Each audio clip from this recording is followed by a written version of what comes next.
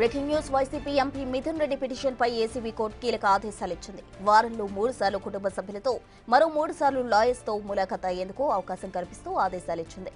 రోజుకొకసారి ఇంటి భోజనానికి అనుమతించిన ఏసీబీ కోర్టు వెస్టర్న్ కమోడ్తో ప్రత్యేక గది, ఒక అటెండర్, మందులు, టీవీ, పెన్ను, పేపర్ కల్పించాలని ఆదేశాలు ఇచ్చింది.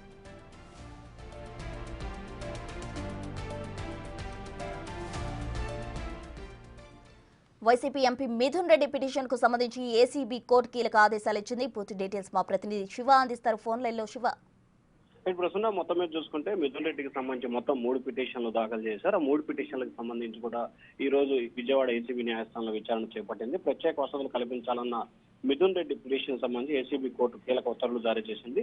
అయితే ఇంటి భోజనం, separate room, western command, cooler, medicine, iron కార్డుతో విత్ బెడ్, మంచం ఇవ్వాలని చెప్పి, అలాగే చైరు, టేబుల్, పేపర్స్, పెన్ను, ఒక అటెండర్ ని కూడా ఇవ్వాలని చెప్పి ఏసీబీ న్యాయస్థానం పూర్తి స్థాయిలో ఆదేశాలు అయితే జారీ చేసింది. అలాగే మినరల్ వాటర్ ఇవ్వాలి, అలాగే ఇంటి నుంచి రోజుకు ఒక పూట భోజనం కూడా సౌకర్యం కలిగించాలని చెప్పి ఏసీబీ న్యాయస్థానం ఆదేశాలు జారీ చేసింది. అంతేగాక 3 రోజులు లీగల్ ములాఖతులు, మరొక 3 రోజులు కుటుంబ సభ్యులకు సంబంధించి ములాఖతులు ఇస్తూ కూడా విజయవాడ ఏసీబీ న్యాయస్థానం కీలకమైన ఆదేశాలు జారీ చేసింది. ఇప్పటికీ ఈ అంశానికి సంబంధించి కూడా నిన్న ఆయన పిటిషన్ దాఖలు చేశారు. ఈ రోజు ఉదయం కొన్ని పిటిషన్లపై విచారణ చేపట్టింది.